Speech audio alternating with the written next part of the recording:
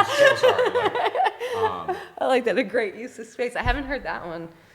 No, for sure. Like, because it's so homey, but at the same time, like, it's specific, like lounge area, podcast area, chill lounge. But like, there it's compartmentalized, but it's an open space. You know what I'm saying? Yeah. I want to get a big piece of workout equipment either on that side or move the sofa over and put it on that side so that like people can come and like do demos and stuff. Cool. Or I can actually work out on it. Yeah. But yeah. Oh, Hello. damn. Yeah, it works. Oh, this is legit, huh? Hey, you can bring it closer to you. So I made a mistake on a couple of the first ones that I was all really loud and everyone else was really quiet. Yeah, I like that. I was like, well, at least I can hear myself. I did a podcast with my girlfriend the other day, actually, and the mic that I have, it's a Blue mic. Are you familiar with the brand? I think I have. Is that? Yeah, actually, just like that one, okay. exactly. Yeah. And the setting that I had it on, it was like the front of the mic picked up the audio, and the back kind of did, but it didn't do it the same way that this one did. Yeah. So I was super clear, like really loud, and she was just like kind of quiet in the back. Like, and I felt so bad, so we had to like redo it. But yeah. Oh my God, this is so cool. And the fact that it's right there too, this is so cool. Yeah. So like sometimes if Mila wanted to bring something up on the screen, he could bring something up, or like the runtime, because like so that I am aware of like where I'm at with how long I'm going. He's put that up before. Yeah. So yeah, and also if you want to look at how you look, if you like you need to fix your like hair. adjust or something, yeah. Yeah, there it is. That's the ticket right there. That's the spot. I like that. And that's the spot. That's the camera. Sometimes he would flip through the different cameras, but since it's just us today, there's no flipping through cameras. God. I hope we can talk more after our session about like future stuff or whatever. Yeah. This space is anybody like that I feel like they're cool. Yeah. No, that's amazing. Like, I'm so sorry. I feel like my energy is like lower right now because I'm just like taking this in. Like this, you have no idea how excited I am about this right now. Like when I said I can't take a picture, took a picture, sent it to my girlfriend, went, so fucking cool. That's like, oh my God. This is like a straight up, sorry, let's get in. We can get into it. Yeah. Well, let's first introduce yourself and then we can go back to. Yeah, absolutely. And when you do like introductions, like, it's just free flowing, like. Yep. Okay. Yeah, I have like it's unsettling, but also kind of like freeing. No, that's what's up. Yeah. Unscripted. Hi, I'm Stevo. Which is actually kind of cool because I don't know you super well and you don't know me super well. So hello, I'm Stevo. Yeah. My real name is Steven, and there's no V in my name at all. There's no O in my name at all, but I go by Stevo. How did that happen? Jackass. Okay. To further explain, I had a family friend when I was like very young that loved the show, didn't really want to call me Steven, so he started calling me Stevo based on the show, and it just stuck with me forever. All right, that works. Yeah. It's cool. It's a cool name. I Yeah. met Stevo. He's a very nice, very, very nice guy. Very cool. Yeah. So it's nice when people are actually not jackasses. Straight up, right? Like this new guy we just hired said that at this other place he works at, he met Denzel Washington the other day, and not that he was rude or anything, but he like walked up to the counter and he was like, "Yeah, just check me in. You know me." And I was like, "Damn, like a status of knowing that you're Denzel Washington, you can just do that." Like, very cool. But yeah, it's nice to know that Stevo's a nice guy. Yeah. So how did you end up at this institution? At the wonderful Monarch Athletic Club. Yeah. My roommate, or one of my roommates, Tyler, he's actually, he's a coach, and he reached out to me. I'm saying this so wrong because I'm still like, let me start over. So one of my roommates, Tyler, is a coach at Monarch. I quit my previous job in December, and I was just like floating in the world. I had something lined up, but I was just floating. Ended up going to this other job, quit it because I didn't like it. And Tyler was like, "Hey man, we're looking for part-time help at the front of house. Let me get you in contact with Jordan. I think you do really well." I was like, "Okay." I'm like, "Why not? I have no job. I'm just acting." Like, cool. Got in contact with Jordan. A couple weeks later, I started at Monarch, doing part-time, like 20 hours. And then after a couple weeks, it was like, "Hey, we really like your work ethic. Like, would you be interested in a more leadership type role?" And I was like, "Yeah, absolutely." Literally the next day, the person that's position I'm in now ended up putting in her 2 weeks, So I stepped up like that. Yeah. Like within my first month, I just stepped up, and now I'm general manager. So it's like been a very quick transition, quick turnaround. Yeah, you came in after I left. Yeah, and they were Maceo, Jordan, maybe it was Kenny. There were like 3 people that talked a big game. They were like, "Yo, Sam, you gotta meet Sam, gotta meet Sam." And then you walked in one day, like right after, and they were like, "That's Sam," and I was like, okay, like, what do you want me to do? Like, it's the person. Yeah, I was like, I'm not sure like what that means, but like, you seem really cool. You know what I mean? Like, do I like interrupt your conversation to be like, "Hi, I've heard a lot about you," or do I just like twiddle my thumbs? And I think I ended up twiddling for a second, but it's cool because here we are now. But yeah. No, that's sweet. I guess I made an impact. I guess, yeah, like the Grand Canyon of impacts, if you ask me. Maceo has not stopped talking about you since 2 weeks ago when we recorded a podcast together, right? And today he goes, "Yo, give her a big hug and kiss for me. Let her know that I just love her so much. She's the best." And I was like, first of all, bro, I don't even know this woman. So like, maybe a handshake is going to be where we start. But like, I understand, dog. She means a lot to you. Like, so here's my metaphorical hug and kiss from Maceo to you. Thank you, Maceo.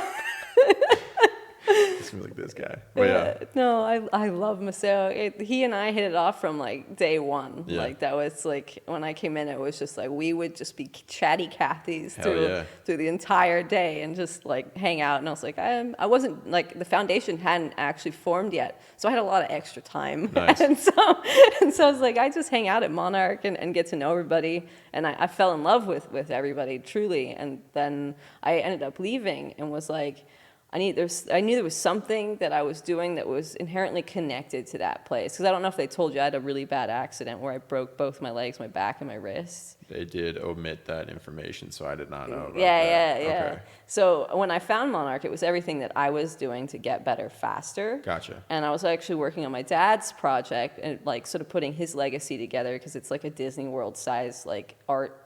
Like you have to come out to the studios. Oh, like the full studio. Yeah. This is like the podcast studio. This is my special hole. Gotcha. Our family has 2 studio gallery event, like one of them's an event space where the party's going to be. Sure. And then the other one is set up like basically his art gallery. Okay. And then we have 4 more in Vegas that are set up the same way. Oh, damn. And so like my dad asked me, he's like, "Can you help me put together like, or get the art going?" And I was like, "Excuse me, like, bro, like that's 40 plus years of artwork you're asking me to help you." Like, I was like, okay, I can try. Yeah. And so, like, I was working on it for so many years because, like, starting Disneyland or Disney World by yourself. It's a big feat right there. It's a huge task. Yeah, because one show is great, but he's not, like, one show. Like, it's something different. And so, like, I realized, I was like, well, he used to do all these different PSAs because Sunset Strip actually looks the way it does because of my dad. And he actually put a mural on that building that you guys are in back in the day. And that's the reason that they actually started putting murals on that building was because of my dad. And that's so cool. So then when you were like at Monarch, sorry to cut you off, when you went to Monarch, was it like a holy shit kind of moment that you're now involved literally in the buildings that... Yeah, a little bit. And also because the building is on the wall in the house in there where I live. Mm-hmm. And so I was like, this is like one of those, like, I think this was meant to be. Surreal moments, yeah. And so I was just like, there's something together that I put these things that I think that they fit. Right, yeah. And so, like, for me, I wanted to do what he did, which is back in the day, like the PSAs and philanthropic, like spreading awareness, like to really help people bring to mind of, like, the current affairs of the world. But I wanted to take it one step further and actually bring the things that could help people in the world. And so I was like, well, how about we use some of the money from the art and what we're doing to fund the programs with Monarch, because some people can't afford it. And I was like, we can take the barrier away and be able to get everybody involved. And so that's how the foundation kind of got formed. I actually brought Ryan, Dr. Green, out to the studios in Burbank and then out to the ones in Vegas. And then he's like, how about we make a foundation? And I was like, good idea. What's funny is I already had a foundation because another funny story is after my accident, I started going to yoga, and it was just me and this guy named Billy. He was like this Jewish lawyer. I love him. And so we're doing yoga. I tell my story because I wanted to tell him about my injuries. And he's like, you're my hero. And I was like, well, I'm flattered, you know? Yeah. And then I later find out that he's Charlie Sheen's lawyer. And I was like, okay, I got to talk to this guy because I'm working on this art project and I have no idea what I'm fucking doing. Right. And so I give him, I tell him what I'm doing, and I give him some art books. He's looking at his art books with his friend, and this one guy, David Tunkel, calls. David Tunkel deals in like blue chip paintings. And my dad has kept all of his art a secret and never sold any of his paintings. So he tells me. And so this guy says, no, I bought some of Mike McNeely's paintings. We were going to do a show at the Guggenheim. And I was like, bullshit. Like, they sent me the pictures. I was like, those are my fucking dad's paintings. Holy shit. So I find the one guy that actually my dad sold paintings to because he was going to do a show at the Guggenheim. But I guess 9/11 happened, and then went no mas. And so makes sense. I would understand. Yeah. And so, yeah, like talk about serendipitous. But then I'm working on another project, and Billy just goes, oh, yeah, I have a 501c3 that my wife never used that you can have. And I was Excuse me? And I was like, okay. And then, so when Ryan asked me to start a foundation, I was like, I'm ahead of you. Like, I have one. Yeah. Like the perfect situation. What? Yeah. So, like, it's like, it's all meant to kind of come together. It's like the perfect fitting puzzle piece. So you and Billy, you guys are like this now? Yes. Okay. He's the homie. Shout out to Billy. Honestly, yo, that's so cool. Yeah. He's helped me. We got the bank account going. We got the name changed because it was not a name that I was going to run with. Right. And he was like, but it's a good name. And I was like, no, I love you, but no. And Are so, you able to say what the name? No. Okay. Understood. So we filed the name change and got it taken care of, opened the bank account, and now it's a legal 501c3. We can operate in all 50 states and do all that. And so then I started doing this podcast, or I decided to empty this studio out to turn it into a podcast studio for content, and was going to have a party here. But then it ended up turning because one of the studios is not being rented out. So I was like, well, why don't I just take the party over there? And it turned into the launch party for the Monarch Arts and Wellness Foundation. Hell yeah. The Monarch Arts and Wellness Foundation. Yeah. That's beautiful. So it's MAWF.org is our website. And so we're now starting to put together a massive, did I send you the invitation? No. I don't think so. Not yet. No, you haven't gotten it. So it's basically, there's like 15 private rooms, a giant sound stage and another sound stage, and it's all like, my dad designed the entire thing, so it's like also an art experience. Right. And so I'm going to have like different health and wellness practitioners, from like tarot card and Reiki to red light therapy, IVs. Then there's going to be a more experiential part of it, where there's like going to be a live stream podcast thing where people can watch people podcast and also podcast themselves and my God, live stream. I'm so excited. Yeah, it's going to be a lot of fun because I wanted it to be something that could fly itself, but also have people that are on the soundstage with the music, like have live music and a DJ and sound baths, and there's an ancient crystal skull and a magician. So like I'm like to the nines, and I want to do all these, like this event is free, and I want to continue to have these events be free. So that's why I'm working on all the content of all the people that are involved, so that like people who are at the event can watch it, but also the way they support is by viewing, liking, and sharing, so that I can continue to have these events for free to people. So that's my way of thinking of like also another way to remove a barrier. So let's say like, you know, someone's not necessarily going to go do Reiki because it's usually kind of expensive. Right. But it's something that's really helped me on my journey. And so, like, removing that barrier so someone can come and try it and be like, oh, my God, this is amazing. Right. You know, and then also, like, a magician, like he was like, I believe in the health and wellness and, like, merging that. And I was like, you and I are in the right place. So free anybody, like free. You can like walk off the street and come to this free, kind of thing. Free organic food, free organic fresh pressed juice and tonics. Yeah. It's all free. Like I'm like Great Gatsby here. Throwing the party for the one person to come in. Yes, exactly. Yes. And it's Billy. No. No. I love Billy, but no. But yeah, maybe he will show up. Yeah. No, that's just like, that's such a cool way, like you said, to give back for one, but also like, I feel like that fills a very unique cup for someone, you know, like you're like, I want to give back to you, but it's like, but this is just something I want to do anyway. Like, this is like who I am. So you're fulfilling your own purpose, right? Yeah. While also like giving people the opportunity to experience new things and these things that will make them ultimately feel better. Like you're using your experience to improve other people's experience. Like, that's so fucking cool. Oh, thank you. Sorry, not to gas you up too much, but no, I appreciate like when people take things that either they've learned or they've gone through and they see value and immediately are like, you know what, other people can benefit from this. Yeah. I benefited, other people can benefit. Yeah. I think that's a really cool way to look at situations and opportunities. Yeah. Because like knowledge is power, right? Yes. And not everyone should know everything necessarily, but like it's sharing valuable knowledge that other people can just at least to feel better about themselves or like energy or to take care of themselves and improve life. That's fucking amazing. Yeah. So I would love to have you, but let's take it off of what I'm doing. Sorry, I'm just getting to know you. No. And tell me, so you have a podcast. Mm-hmm. So what is your podcast? So my podcast is called Down to Chat with an exclamation point, because Down to Chat without the exclamation was taken. Anyway, I don't know. Spotify was like, no, bro. But I have this one. It originally stemmed from a COVID podcast called My Inner Thoughts, where I was just alone for so much time that I started talking to the internet, which everyone loves to do and is always such a good idea. And My Inner Thoughts was basically me just talking like things about my day, and was originally for like my friends and people that knew me. They would listen to it and be like, oh, this is fun. And then I moved to Los Angeles. I just started complaining about shit, and my mom actually called me out on it, and out of spite, I deleted it. And so I was like, fuck this, I'm done.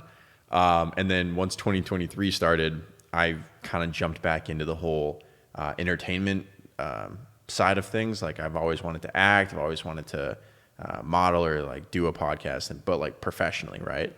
And 2023 started, I just quit my job, so I was like not really doing much, and I was like, fuck it, I'm gonna start podcasting again. But I want to have more direction. I want it to have purpose, and it's not just going to be me spitting shit. You know what I mean? So the reason why I think I'm so into what you're doing and the whole giving back is, although I have limited resources, limited knowledge and whatnot, I use my podcast as a vessel to, I guess, prompt questions or give people the ability to hear how I've experienced things, how I've grown from it, or how I've looked at it, and either change their perspective or give them another perspective to look at things. Because I think a lot of the way that we develop as people and grow is when we change our perspectives. So like I'm huge into that, and like I read the book Power. I know. Robert Greene? No, that's the 42 Laws of Power. His is different. That's the thing. I'm really bad with the authors, which is really embarrassing when I'm like, oh, have you read this book? And they're like, yeah, who's it by? And I'm like, yep. But so like this book, Power, The Subtle Art of like Not Giving a Fuck, The Four Agreements, stuff like that. Books that are popular, but maybe people haven't been exposed to, or they have. I give my take, but also ask questions throughout my podcast of like, what would you do in this situation? Like, this is the knowledge I had. This is how I went about it. Was it the right thing? And then I'll have people actually respond back to me or text me and be like, yo, this is what I thought about that.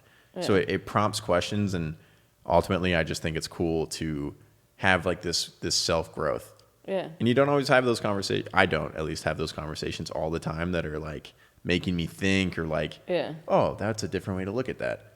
So I was like, fuck it, I'll do it in a podcast and put it out. And if people respond, they do. And if they don't, then they don't. But I think it's important like to share knowledge that we have that makes you better.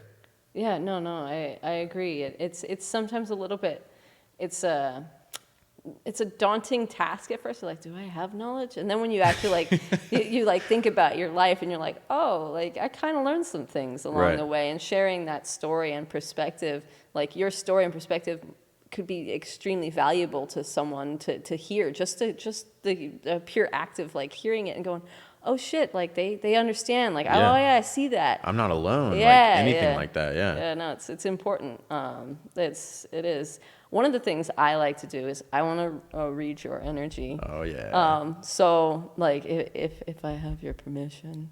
I mean, you're not gonna like poke and prod my fingers or anything. No. One of the, like I can read your energy, but I can also like if there's anything going on in your body, like energetically, I can also like pick up on that stuff sometimes. So it's different for each person.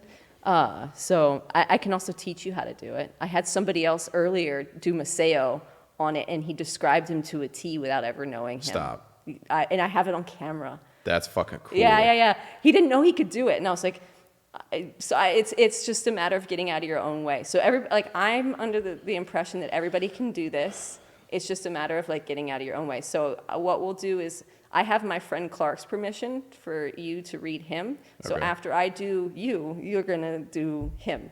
Okay. Coming for you, Clark. All right. Yeah. Sure. You have my permission. You have my permission. All right. I see that you're going through a lot. There's a lot of back and forth. I don't know if you're ruminating on something or some sort of commitment that you haven't yet made to yourself or that you feel that you should be making. A little bit, like I get anxious, unsettled. There's like an unsettled feeling in your life. Like you don't feel like you've completely gotten your feet down. You've been working on it, but it feels like you're like, okay, but you're making progress, and you're aware of the progress you make. You're very good at really evaluating things from an objective perspective and being very honest with yourself about certain things. You do have self-deception, but we all kind of have this, if anybody's being honest with themselves, they know they're not.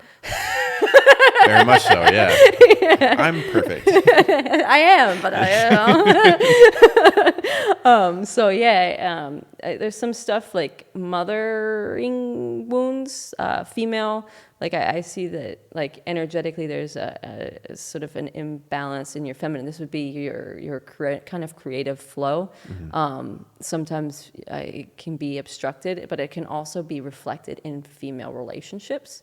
I'm not like sure your relationship with your mom or your girlfriend that has been mentioned, but it's something, and it could be reflected in your art. For me, it's sometimes discerning which one is which or how it's coming out. Like is a little bit of a challenge. You also have there's an addictive quality that comes up that I. Like, it's good because you're kind of utilizing it in a way, but sometimes it seems to get the better of you. And addictive in the sense where, like, it's thinking, thoughts. Like, thoughts can be also, like, addictive, like certain ways of thinking, which have been beneficial to you, but then also being able to change your mind. So you're looking to... It's like this is a different way of like perceiving addiction. It's like being able to go all in on something, but also be able to take the break off. Mm-hmm. And so you're trying to learn how to like go full power, which would be like deep into something, but then be able to take your foot off. So it's like having that willpower and that control over something that I feel that you're kind of practicing with whatever you're working on at the moment. And so, you're a very disciplined individual in a lot of ways. You're very dedicated to yourself and to what you're doing. You show up and you show up fully. Like you're like, I'm here. I'm gonna do this. Like I'm gonna give it my everything and show everybody what I got because I know what I got. So I got it, yo. Yeah. Right on. So how was that? Can I ask you a question? Yeah. Did you listen to my podcast or have you listened to it before? No. What the fuck, dude? That was like really spot on. Really? Yeah, it was like really, really accurate for as much as I think I'm aware of. Yeah. A little bit, I was like, oh damn, maybe that is like how I am, or like. Yeah. But no, that was very accurate. I would say. Okay. Wild, like very like wild. Seriously. I would say the things that stuck out to me the most were like just mommy issues, I suppose. Yeah. I don't even know if I like do or not. I might have daddy issues as well, but like that's something that I haven't fully tapped into. Yeah. And it's interesting that you touched on that, you know, as well as the addictive thing. Like sometimes I'm all like go, and I have been working on trying to specifically pump the brakes, you know? So that was cool that like you were able to see that, and I'm so intrigued as to how. But no, really, really good job. Really good job. Thank you. Yeah, the dad thing came up and I was just like, I'm gonna, like sometimes I block myself. So that's what I teach people is like, it's there, but sometimes even I doubt myself, and I'll go, oh, we're going to skip it. And for whatever reason, I skip certain things, and I've learned each time I've ever skipped something, I'm like, oh. But it's we all, like, because the masculine and the feminine energy show up in our mother and our father. And so a lot of times they'll reflect stuff back to us that we inherently want to work on.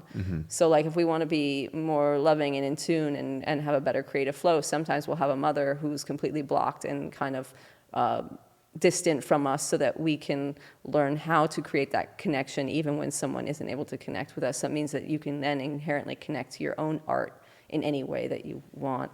It's a weird, like, it's like outside but inside all at the same time. So it's like looking at things differently, and those things can show up in different relationships with people as well.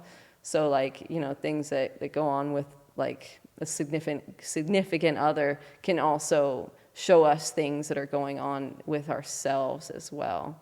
And so like that's important. Like feminine energy is like the womb, creation, like, so it's like where your baby gets made. So it's like, and the masculine is like the seed, the idea.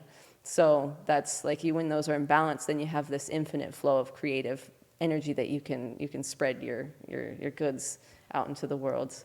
You were gonna say spread your seed, weren't you? Well, because the seed is I wanted the finished product. I get what you meant, but I was like, she wants to say it. I know. Yeah. So is it like mannerisms? Is it the way that I speak? Like, how do you see that, or like what? Well, I could do it without you being here or ever knowing you. So I didn't have somebody believe me, and so on the podcast they brought up 2 different names of people, and then they like went and talked to one of them on the podcast, and then went and met the girl the next day, and all she was doing was mentioning certain things that I had said. Stop. And they're like, my friend Drew was like, what the fuck? She kept saying like these certain things, and I was just like, yeah, I don't know. Yeah, that's really cool. That's amazing, actually. Yeah. Wow. Well done. Like, seriously, that's. No, thank you. It's an opportunity for me to get to see you and know you a little bit better. Of course. How do you feel now that you have had my confirmation as to what you thought? Like, what that I'm still like, because for me, doing it better means doing me better. Sure. And so like, the more honest I am with me, and the more clear I am with me, the more clear I can tune into you. And so then I can see you more clearly. So for me to do a good job and to have it reflected back means that I'm doing a good job, like being honest and clear with myself. Sure. And so like whenever I do that kind of stuff, it's always beneficial for me as well, because a lot of stuff that you're going through is also stuff that I'm sort of working on. Sure. And learning how to navigate those things. Like, because I think that potentially like some of these things happen, it's like the connection between the two of us kind of inherently bring those things up for us to look at, right? So that's my theory. I don't know if it's true, but it works for now. I definitely think that it's easier to understand other people when you understand yourself. Yeah. Which is definitely. like, I'm huge into that.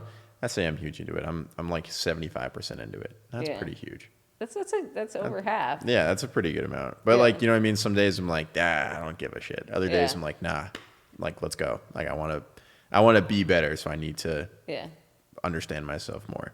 And honestly, like, a little part of me wanted to be like, kind of, nah, like, you didn't get that all the way, or like, this is how I feel about this, but no, you were spot on. All right, like, that was a big thing for me to be like, no, I need to own this and be like, no, she was accurate. Okay. Like, not that I didn't want you to have that, you know what I'm saying? But just a part of me was like, nah, don't let her know. Like, you don't keep that close to the chest, dog. But I was like, nah, like, that's so. Oh, well, thank you. Yes.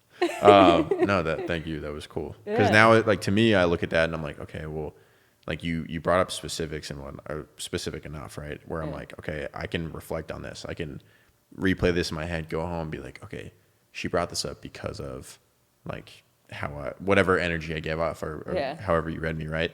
Maybe I need to focus a little bit more on that detail, on the pumping the brakes. Like, okay, in what ways can I pump the brakes when I am doing this? Like that's how I try and reflect. I try and walk, I was just like spit. I try and walk myself through things like that. Yeah. You love discipline, right? And being able to give it everything and then stop it at will is incredibly empowering. It's a very powerful position to be in. And someone such as yourself is intrigued and also desires your own power, you know, to feel autonomous in yourself. And so exploring those avenues and throwing yourself into those deeper pools to see if you can get out, and that you can now have that at your access, is incredibly powerful position to be in. And so, like, I can understand why, you know, or a seed that why you would want to do that. You know, empowering. Yeah. At the end of the day, that's like it. I look at Monarch as an opportunity for me to grow as well. Yeah. Because it's like, not only am I in a leadership position, but I'm also like, I have to lead myself. Like like Jordan oversees me, or I am, overseen by Jordan, right? Yeah. Like she's my boss, all this stuff, right? But I have a lot of flexibility and just the ability to do things that I want to do, and I want to make things run efficiently and well and all this stuff, right? But there is like that little part of you that's like, holy shit, like, can I do this? Like, am I good enough to do this? Yeah. So every day is like a constant, okay, how can I get better? And I use my works as a way to try and do that. You know what I'm saying? Yeah. Which is like really cool. Yeah. Really cool. Taking the opportunities that I can to just grow. Yeah. Yeah. So you wanna read my friend Clark? Yeah. So what do I do? How do I do this? So I'm going to give you his full name. And so the way I tell people is it can come up as thoughts. It can come up as feelings. You could be staring at something. It can come up in any which way. I just say start observing the things and start saying them, and I will cue you as to if you're in the right direction. And if whatever you say isn't wrong, it just necessarily sometimes it needs more in-depth like understanding. Okay. So like clarity on something. So it's something to explore further. If it doesn't totally match, it does. There's something, a piece is being looked for. So his name is Clark Matson Montgomery. Okay, well, so this is where I don't know if I trust myself with the responses, because immediately I go to like a stereotype. When I hear about like Montgomery, I immediately think of just like kind of a wealthy like white person. Right. Yes, you're on point. Oh, awesome. What was his middle name again? Matson. Clark Matson Montgomery. So wealthy white person, kind of seems that he came from potentially like a pretty well-off family, that it's family money. It's old money type deal. Yes. Nice person, but like has a specific way of living life of, you know, if the fork is on the table and it's off-centered, he's going to send back the entire plate kind of thing. He's definitely very picky. Definitely very picky. That's a good way to put it generally. Again, nice person, might take a little bit of peeling back the layers to see it. Yes. But yeah, unfortunately, initially all I'm feeling is just shallowness. That's just, and not in like a... No. I'm saying like shallowness in that like, I guess for myself, I try and give like the benefit of the doubt from the jump, right? For him, it would be first impression, whatever he's feeling, regardless, whether it's a stereotype or whatever, he's going to live at that. And then if someone gives him another reason to think a different way, then he might. Yeah. But he's just going to be cold to you at first. Yes. Yeah.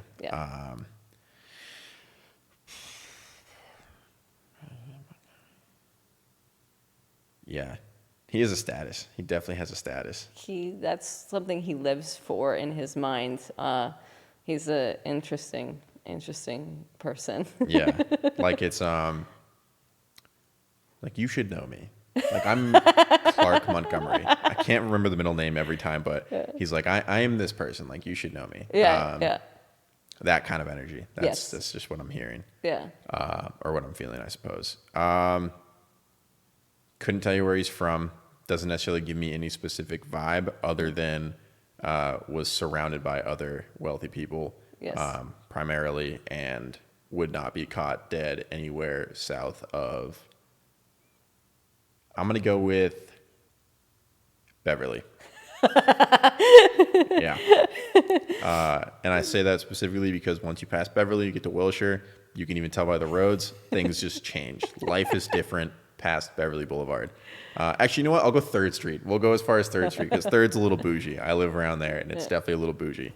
But yeah, that's primarily what I'm getting from him. No, it's funny because I dated him, and so he's very nice, but definitely he keeps people at a distance, and there is a lack of depth to him in a lot of ways. So I love you. Hope to meet you. Yeah. Well, I'm gonna keep his personal life to myself. But he did give me permission though to do this. Perfect. So, it was always about, because he always surrounded himself with really wealthy people, and it is about status in a lot of ways. And his family, they were shipping heirs. So like his great grandfather made the Matson shipping company. Wow. And so he always, like growing up, was around really wealthy individuals and wanted to present himself in a particular way and show like, I'm of this status. Sure. Where deep down he's actually like the sweetest, nicest like individual, just, kind of guarded. And so you're accurate on stuff. But you see? That was pretty cool. Yeah. It's one of those things that honestly, so I'm from Maine. I've never said that to you, I don't think. No. I'm from Maine, and life operates very differently over there. When you hear about like stereotypes, it's funny because when I moved over to Los Angeles, I understood stereotypes on a completely different level. Yeah. Because over here, this feels like where stereotypes might be born. You know what I'm saying? It's just like whatever group of people or whatever type of person you see, like it's like, okay, in Maine, I hear about like these kind of people, you know what I mean? Like the hipsters or something like that. Or like, I can't think of it. Like downtown or like Skid Row, shit like that. You know what I mean? Like the stereotype is like, oh, it's like really shitty and like unsafe or whatever. And it's like, nah, like it is. Like it's a real thing. But over there, you're just kind of like, oh, well, you would compare a rundown or like less wealthy or very general sense, whatever. You would compare it to like a Skid Row, even if you didn't know anything about it. Yeah. If that makes sense. Yeah. And so it's funny that my brain, the first thing that I thought of when I heard Montgomery was just wealth. Yeah. You know, that name carries that status too. Yeah. Regardless of where you go, right? Yeah. I just wasn't fully expecting it to actually present as an accurate depiction, you know what I mean? Yeah. An actual stereotype, yeah. So it's like over here, it's when you hear things like Montgomery, and I'm like, oh, like wealthy white person. It's like, that's the stereotype I have. Okay, but it's actually what it is. You know what I mean? It's not just a stereotype anymore. Yeah. That's just interesting. I don't even know if I full circled that thought, but anyway, right on. Thanks, Clark. I appreciate it. And it's okay to let your guard down. But that's interesting, right? Because like, when you grow up in those situations or whatever situation you do grow up in, like you build up this persona, and regardless of how you feel about in my opinion, regardless of how you feel about yourself, when you do pull back, it's like at the end of the day, we truly are all very similar to one another. Yes. But it's how guarded you are and how willing you are to truly just be like, you know what? I can let this down. I can let someone in, or I can be more comfortable or vulnerable with myself. Yeah. Yes. I noticed that's been a running theme with me and men. Yeah. Oh yeah. Is that they tend to be guarded. Yeah. I don't know. I must be lethal. I think it's men in general. For being honest, we're like, yeah, no, we're tough, we're strong, and then at the very end of it, we're like, I just want to be cuddled, like little spoon. Yeah. Yeah, no, it's interesting, because as for myself as well, like I played this game of appearing really open, but I was actually really guarded. And so it's then you trick yourself and you're like, no, I'm open. And so then you're like, yeah, I'm open. So you never address you're not open because you've just told yourself a really great lie. Because I'm like, oh, I'm sharing all this stuff with you. Yeah. But actually, like I hide the deeper stuff, and I'm like, nobody can see it. And I'm like, everybody can feel it. It's there. You just don't fully accept it, so you gaslight yourself. Yeah. Yeah, straight up. I'm very good at gaslighting myself. It's a hobby. Fun hobby to have, if I'm being honest. I had to think about it. Like, okay, that's kind of like a superpower. Just you can walk around and you're like, gaslight. No, that's interesting you brought that up, because I had a conversation with my girlfriend the other day about we're talking about acting. I'm an actor. I think it's really fun. I've never taken an acting class, and I convince myself that I don't need to, right? As much as I don't really feel like I need to. Yeah. I know that it would be beneficial. Yeah. But anytime someone asks me about it, I'm like, nah, fuck it. I'm just gonna do it on my own. I'm good. Like, I don't need to. I'm better than that, or some shit like that, right? But I convince myself that I don't need to when it, like, deep down, I'm like, I know that I should. I know that this is gonna help me progress to my next step. But I just don't do it, right?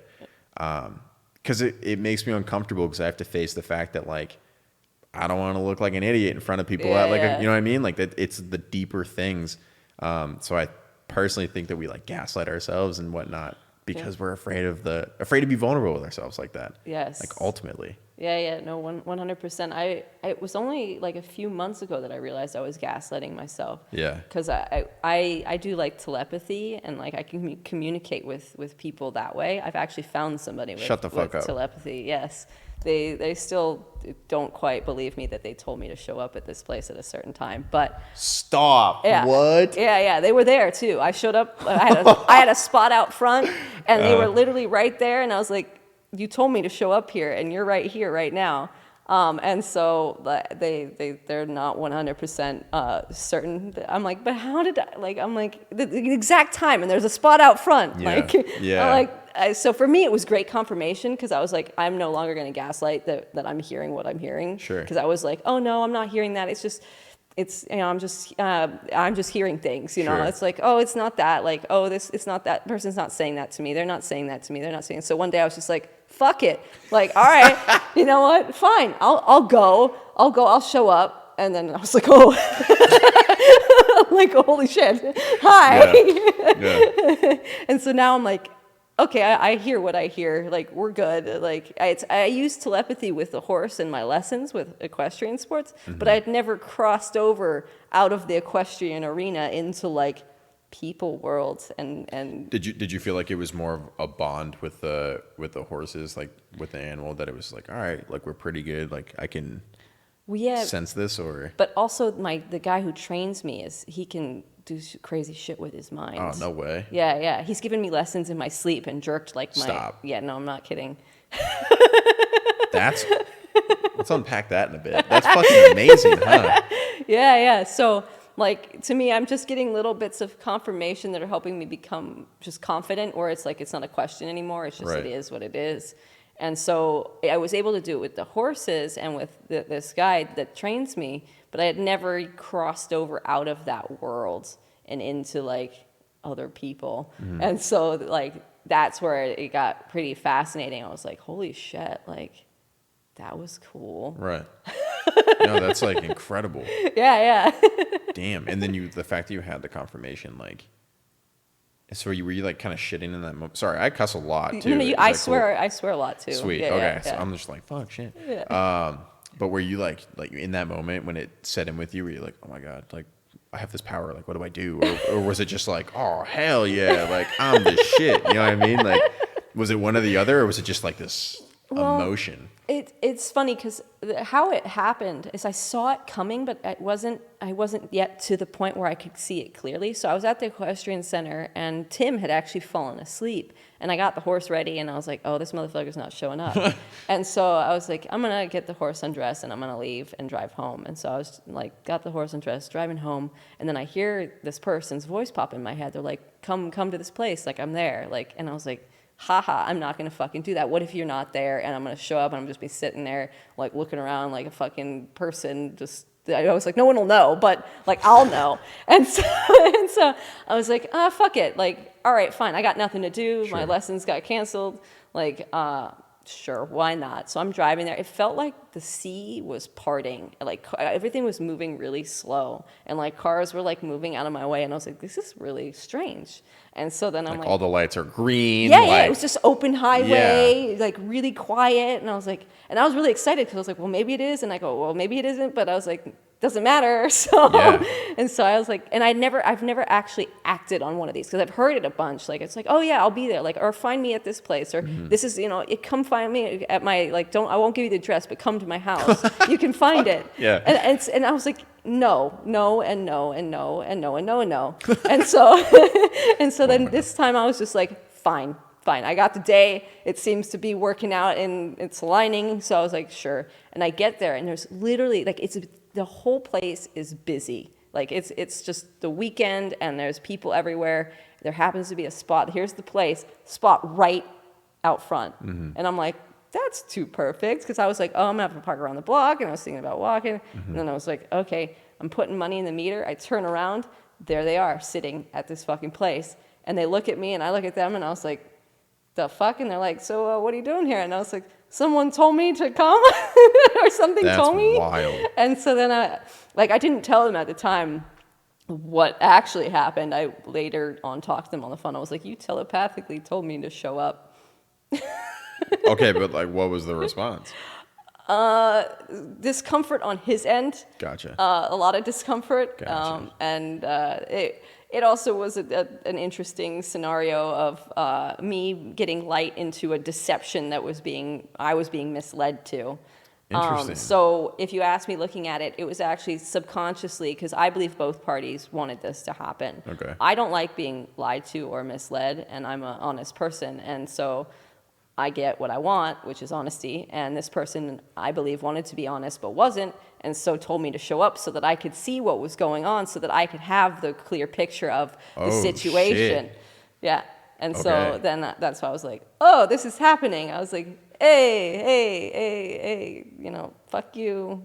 I see what you're doing. And then I left. I was really happy about how powerful I was, but also really sad because I was like, that wasn't happening the way I thought it was. Yeah.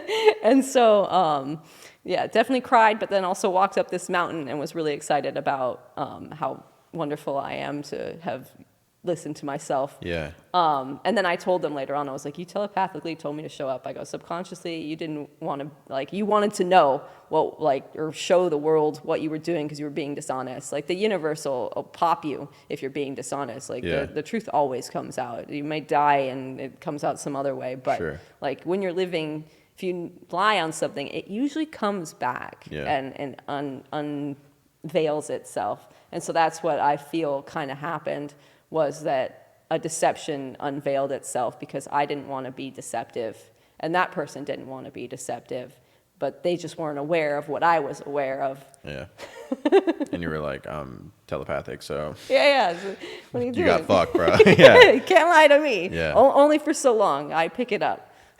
No, seriously, I feel like, you can read energy very well and read people, right? So it's like, that was bound to, regardless of the situation, like, that was bound to happen, just being you. And then it just so happens that you have this telepathy of like, I'm awesome. That's fucking very cool. I'm sorry, but also very happy. You know what I mean? Like, I was happy too. Like, it's good that I did that. Like, so it was really good that I actually listened to it, because I'd still be stuck in that situation, believing this person and them misleading me. So I'm like, oh, okay, like, yay. It's the moment of like relief, the aha moment. Yeah. So it's to me, it was a huge blessing. Like, so grateful. Like, I am so happy to be removed from that nightmare, because I knew something was off. You just know. But it's like, I am one of those people that I need hard evidence. Fuck yeah. Oh my God. I know, right? Yeah. Even if it's like so in your face, but it's not. It needs to be 100%. It needs to be 100%. Mm-hmm. Like, I did the same thing to Clark. I love you, Clark. But I got the evidence and was like, homie.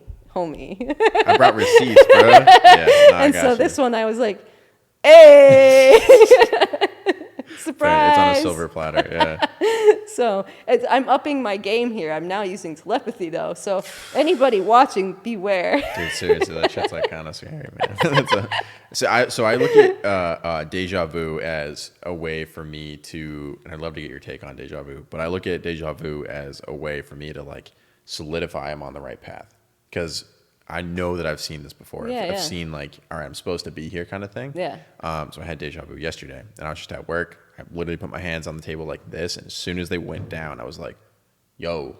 And I felt it, and I was like, holy fuck, everything I'm doing right now is supposed to be like what I'm doing, where I'm at.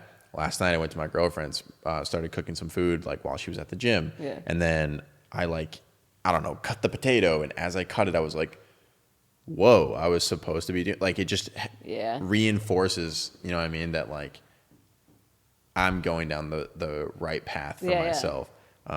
And I think it's really cool because you have the same relation in your telepathic way and just like intuition. Yeah. You know, fucking amazing. Fucking amazing. I think we are capable of so much more than we give ourselves credit. Oh, yeah, yeah. But it's scary. Well, yeah, coming into being able to do what I do was very scary. Yeah. That like I almost died a couple of times. Yeah.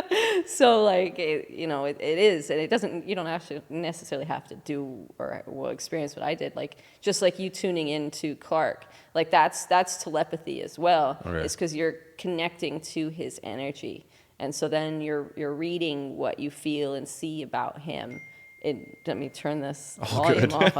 I just so they go hand in hand, right? So you don't necessarily have to experience what I experienced, but I can open that door for you by saying, look, there's a door here. You want to attempt to go through it? Mm-hmm. And so then I help you walk through the door. And then once you walk through the door, you're like, holy fuck, I just did that. Yeah. And so like, I hope that me going the way I went to see it can make people have to not go down as deep as I went and make it really easy for like, oh yeah, it's really easy. You just go straight. Yeah. You know, like I went this way, this way, this way, this way, this way, this way, all to realize that all I had to do was go, dude.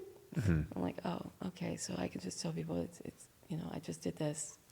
So I'm. That's awesome. I think it's cool, right? When we were talking earlier about like using your knowledge and whatnot to help people. I don't know why I feel this way, but like I'm a person of experience, and like I have a friend who has done something. He's like 13 years older than me, so he would have experienced something. He's like, Stevo, do it this way. You're gonna benefit this way. You won't have to go through the hurt, or you won't have to go through the trouble. And I'm like, nah, fuck it. Like I want to do it for myself, right? So it's interesting that like when you've gone through something and you're like, nah, this is gonna save you time, effort, energy, all this. And I'm still like, nah, like I want to go through it. Like, it's like a frustration I have towards myself because I'm like, why wouldn't I want to just choose the easier or the more direct path, right? Yeah. And I said easier because like, why not be easy? But you know what I'm saying? Yeah. Well, it's maybe there's something there that you still want to see, right? Yeah. Like there's something that you inherently want to experience because maybe there's a different angle that you're looking for, right? Where there's now for me, it's like I pick and choose when I want to experience something and when I want to listen to someone and go, okay, what do I feel like exploring this further? Like, is this something that I actually want to do on my own? And kind of explore what that feels like, or am I going to trust this person's word? Because I think it's a balance. Because if I'm always doing it on my own, I'm not going to get very far.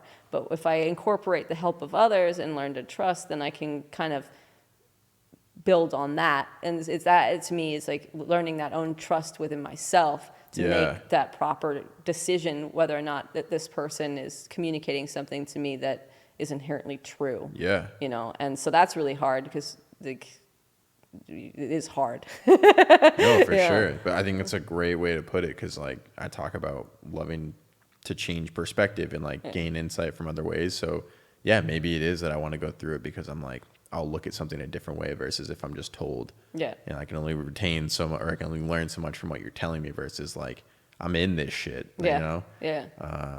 So even that right there just gave me like a little bit more clarity or like more to build on. Yeah. Yeah. So it's subtle. Some of the most simple things are incredibly subtle. Like, and it's interesting because if you ask me, a lot of that energy stuff is working with the more subtle nuances of interaction and things like that, and the things you miss when you're not paying attention. Yeah. And so like really being more present, I think, is more of an expansion and really tuning into those more subtleties within ourselves and within that interpersonal relationship. Psychedelics are something that I've used to expand, but also took me down, like they were incredibly beneficial and then also incredibly not beneficial. And so they made my life exponentially hard and then exponentially better. Like I'm the poster child for the best worst case scenario. Like great. Yeah. Best of both worlds. So I talk about like I'm one who wanted to experience. So, but then one time I decided to trust what other people told me, and that's how I ended up going into the third ceremony and breaking both my legs and my back all at the same time while on ayahuasca. And so it wasn't necessarily the psychedelic, but because I was on the psychedelic with that experience, that trauma went deep into all of my being. Yeah. And so I like suffered from PTSD and so many other things. And this was only 2.5 years ago, about. That you broke your back and your both my legs and my wrists. Yeah, I got the scars to prove it.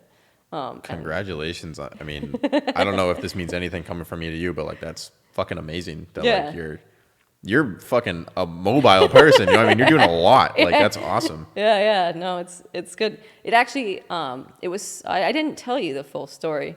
So during the third ceremony, they let me go back to my room, which was about 3 stories up. And while I was in my room, I believed it was the end of everything. And the only thing I could think of to fix the situation was to sacrifice myself, because my life, self-sacrifice. What the fuck? Yeah. Well, it's because I study art history and like all those things I talk about, like human sacrifice. So I was like, well, maybe this is the last ditch effort, like, because I thought it was my fault that the world was all completely fucked. And I was like, I'll give the thing I love most in this world, which is my life. So I ran to the door. The guy tried to stop me. I remember coming out, the stairway was on the outside of the building. He didn't try that long to open the door, because this was my last thought. I was like, I thought that was going to take longer. And then I just jumped off the fucking and landed on rocks. Yo, are you, holy shit. Yeah. That's like, wow. Yeah. So, talk about experience. Yeah, seriously. I went for it. Yeah. And I mean, would you say you came out on the other side like better?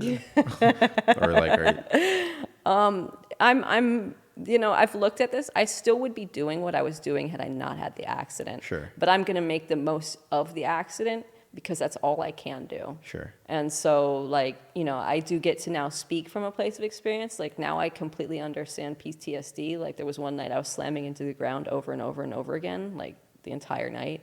And so, like, I understand reliving trauma and how that feels when it's that intense. So, like, to me, I want to do work with the veterans. So I partnered with the New Directions. And, like, I was able to connect with that guy because he had a back injury. And so if you ask me from that perspective, like, I can connect with people with PTSD. I can connect with people with horrific bodily injury. Like, I almost was paralyzed. Like, this part is numb. So I was, like, this close to, like losing. Yeah, like, I was this close to losing my legs. Like, if this is numb, the rest, it it all just goes with it. And so, and one of the doctor, he told me, he's like, your spinal column and your cord was not in. I was like, like, he's like, I don't know how your legs are moving. I was like, thank you. And so, like, that's how close I was to that. I had a bruise on my chin to, like, show me how close I was to just, making that a problem. And so just looking at all of that, like, I flew very close to a line that would have really made it so that I couldn't do anything. Right. Like, I couldn't ride horses, or I couldn't walk, or I couldn't, talk to people. I could have been a vegetable. I could be dead. And so, like, if you ask me, it slowed me down a lot, like, physically, literally, and like, okay, I really need to pay attention to my decisions and what I do. And going back to listening to other people, I wasn't going to go into that third ceremony. Something inside of me was like, don't do it. Like, I'm done. And I was like, yeah, I'm done. That second one was enough. I don't need to do a third one. I talked to a friend of mine who's like, are you scared? Is it da-da-da? And I was like, I don't think I'm scared, but all right. And then another person was like, well, you paid the money. Like, you're here. And I was like, all right, fine. I'll do the third ceremony.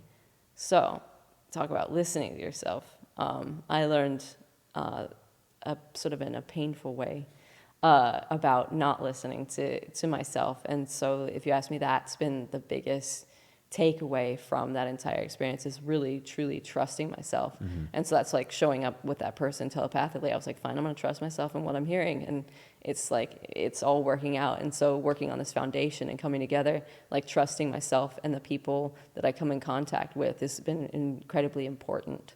So like I am turning something that was incredibly horrific and the most painful experience of my entire life, because being high with a broken back and becoming the embodiment of pain without a physical body is that's akin, it's next door to hell. I wouldn't call it hell, because hell to me is absolute, like nothing. Like it would just be the non-existence.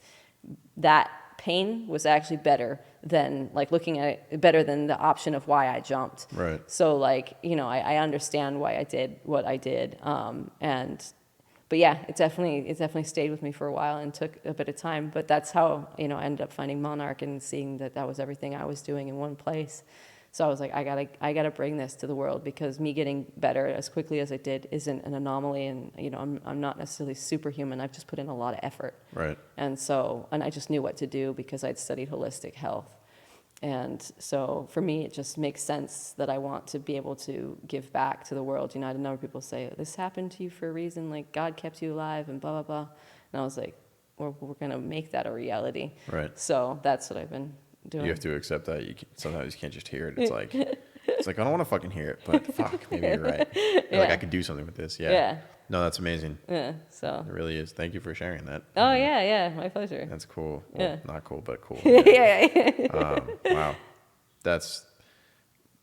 I have nothing, not that we need to compare or anything, but like, that's just like that's something that, I guess to my point before, where I don't think I would need to experience, right? Yeah. And like, I could trust your word on that. Yeah. Like sometimes just it's as simple as listening to your gut, yep. or like understanding that you know best for yourself, yeah. even if you haven't put yourself in that situation. Yeah. But it's finding that balance, right? Of trusting other people and then trusting yourself. Trusting yourself. Yeah. Damn. Yeah. It's a balance. Yeah, to say the least. But yeah, no, seriously, thank you for sharing that. Yeah. That's wild. Yeah, no, it's when I tell people, it's always, I actually gain a lot of joy by telling people, because I love watching people's expressions when I tell them how high it was from and onto what. Like, I'm just like, yeah, because now I'm like, I get excited about it, because I'm always curious as to how somebody's going to respond, because like, what's crazy is a year after this DJ fell from the same height and died, and it was in the news, and I was like, hey, Samantha, you remember the height that you fell from? Well, this one did, and she dead. Yeah, so you're like, low key. All right, so when you first said it, I was like, I didn't want to take away from what you were saying, so it was amazing. My first thought is, I was like, yo, this girl's a superhuman. And I was like, holy shit, like, be careful. But for real, because just like, yeah, there's crazy stories where people do similar shit, and it's like they are no longer here, you know? And then what is your reason for being here? And I think you found like a reason of like, nah, fuck it. I'm gonna give people more, or I'm gonna give people like some other resource or accessibility or knowledge. Yeah. To literally made the most, or are making the most out of like a pretty shitty situation. Yes. Like to say the least. Yes. And apologies. Like, no, literally, that's the worst situation I feel I've been in, and hope to never, knock on wood. Like, have to be anywhere near that kind of. But yeah, to like really come out on top, and damn, that's what's up. Yeah, no, it's now that you mentioned the superhuman thing, for me, teaching people about their own nature of the superhuman that lives within them, like getting you to tune into Clark, right? So it's like, you're superhuman, and here's your, like, I can show you. And so like that to me is like the most valuable thing that I feel from that is because it opens a sense of wonder and magic and awe to like, oh shit, like I can do that. Right. And it's like, that's cool. Like, and so like exploring that and seeing what happens, you know, it's cool. It's fun. So when the reason why I love acting so much is because I think, like, are you into TV or movies and anything? Not recently. I've been isolating from a lot of stuff, but yes, normally. Yeah. Okay. Well, I mean, you know what TV and movies are, yeah? Yes. So at least one of the main reasons that I love acting so much is that I think it's amazing that like someone can write a story and then another person can take those words and truly bring them to life. And I can watch something and be like, holy shit, I believe you. Yeah. Like that's really happening, regardless of if it's based on a true story or absolute fiction. I believe what you're doing. Yeah. And so when I look at myself as an actor or anything, I'm like, fuck, like I want to do that. I want someone to look at a story or be presented with the story, and I am convincing them that like this is a real thing, or that like they can lose themselves in the story or in the magic or whatever it is. The most recent movie I saw was Guardians Volume 3, And I haven't like, seen it. I want to. Really cool. I won't say nothing about it other than it's just a really cool movie, right? But although I know there's fucking CGI, it's not real. Like none of that shit. Who knows, right? Whatever. Anything could be happening. But like that shit's like not anything that I'm aware is real, right? Yeah. But I'm like, holy shit, I believe that this is like an actual thing. Yeah. I believe that this is how this team would operate, or this is how the dialogue would actually be. Like I was just so convinced, and so I think there's so much magic within that. And when I think about myself in that situation, acting or fucking modeling, whatever it is, but entertaining, I look at it as in like, yo, if I can get one person to feel invested in what I'm doing or convinced by what I'm doing, and that they're like, they can just lose themselves in it. I'm like, that is like the fucking ultimate pinnacle of success in that regard. Yeah. I don't even know where my original point was, but it's just so cool. Like it's magical. That's I guess what I'm trying to say. Yeah. And that people have magic. No, it's they get submerged into the story, and it's like you're believing it so much that they fall into the whole reality of that whole story and get immersed into just feeling it and being with it. That's what things like, that's how you move people to tears. Yeah. You know, like that, like to move somebody to tears by you fully immersing yourself and believing in what is coming through you. It's a gift, you know. That's why they give actors great awards. Right. You know. No, seriously, yeah. It's inspiring. I like. Yeah. It's so fucking cool. Yeah. So, are you gonna take acting classes now that we're here? Yeah, I mean, like, I had this thought the other day. So Monday or Tuesday is when my girlfriend and I had that conversation, right? And today's Thursday. So Wednesday, that in between, I really thought about it, and I was like, let's say an acting class is $400. What do I spend $400 on within like a month span of time? Fucking food, rent, dumb shit, right? I can reallocate some of this stuff. Rent, I know I need to pay that, but it's not my entire paycheck. Where's the rest of it going? Okay, I can reallocate. Like if acting is as important as I'm saying it is, I can reallocate this. I haven't had, that's not true, I've had the time, I just haven't used it wisely. But I haven't invested the appropriate time to do my research as to like what classes I want to go to, what like methods or whatever it may be. But I know that like the obstacle of finances, I know that that's not an obstacle. Like I know that I can actually do that. So now that I'm convincing myself or like ungaslighting myself or gaslighting myself positively, it's making it easier for me to be like, no, this is something I can do. You know, I think I'd be like, oh, it's expensive, but I know I can. You know, but before I'd create any excuse, but there's no reason to. No, the way you light up about acting just like tells me everything, that it's something for you to further explore, because you were so excited and you were like talking about it and lighting up, and I was like, homie, like go do your shit, take dog. The classes. So like I don't know, maybe by like next week I'll already be in one, but that's like the point, right? That's, I want to improve myself and continue with my self growth, and this is part of my next step. Okay, then actually take the step. Like maybe I'm afraid of the actual step. Maybe I'm like, I'm gonna go as far as I can. I can go farther. I just need to do something different. Something different than maybe I haven't done before. Stuff like that. I believe in you. Yes. Yes. So I got one person inspired. I appreciate that. No. I actually look forward to looking at some of your content, because I didn't look at it. I don't do research a lot of times on anybody. So like, it's also because I usually want to read their energy. And so like, I don't want to cheat. And so like, I'm only cheating myself at that point, and then I'll be pissed off because I'm like, I could have done it. And so like, it's definitely something that I want to do now that we've had this interaction. But so is there anything else you'd like to share? I don't know. I mean, like that's what I'm about, is like, I consider myself like a hardworking person, and I like to show that through my job and like getting promoted fast and having Monarch be this place where I can grow both career-wise, but also like as a person, and like do things and challenge myself. That's a huge part of my life right now, right? just trying to understand myself better and be more vulnerable with myself and be more honest with myself. It's just like that's the stage I feel like I'm in. You know, and I have control on what's going on, but I'm still at the same time just kind of letting things like come as they're supposed to. I think I grew up. Not I think, I know. I'm trying to eliminate the I think statements and the I don't knows. But I grew up definitely wanting to have more control on things, like a tight grip in a way of like, nah, I'm going to do this and it's going to make this for the outcome. And then this is going to happen. And then this person will react this way.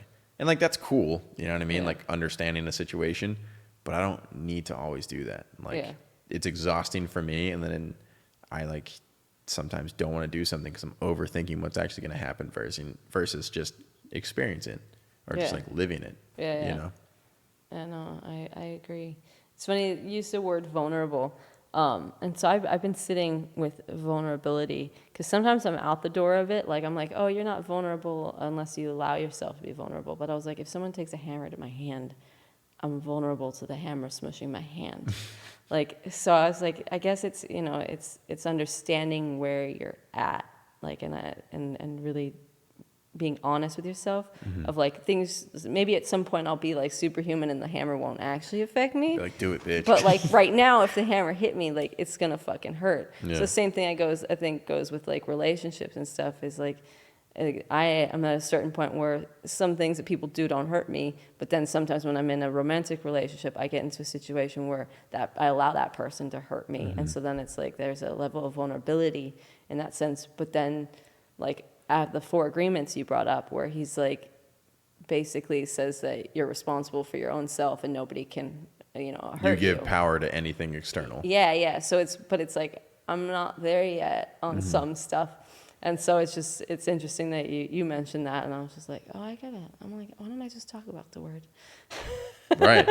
It's just like, it's being honest with yourself. That's how I feel. Yeah. It's not easy. Hell no. No, the mind traps and tricks are really interesting. Right. Like, and if it was easy, like everyone would do it all the time, and like it would be a much more self-aware world. But nah, I'm gonna do it now. I'm gonna feel super and amazing, and then try and give people like the knowledge that I have to get there as well, because it's like similar to what you're doing. Like it's just you take that power, that knowledge, and you give it to people. What they do with it, it's up to them. But like you're doing what you can. No, I agree. So yeah, I think that's good. Thank you so much for this conversation. It was a lot of fun. Yeah, this is awesome. Yeah, you can come back anytime if you want to use the studio. You're more than welcome. That's amazing. Thank you. That's on camera too, so like can't go back. No. Yeah. I've committed. Yeah. No, person of my word. I really appreciate that. Thank you. Yeah. No, it's been my pleasure. I'm excited to do this. This is something I love, like talking and connecting with people. So it's a blessing that I get to be here. Fuck yeah. Yeah.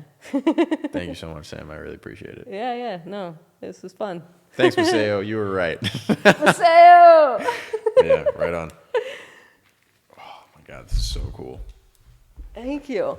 No, thank you. You have no idea. This is like dream type stuff of I want this to be my day, as I am able to chat with people, conversate, like the whole shebang.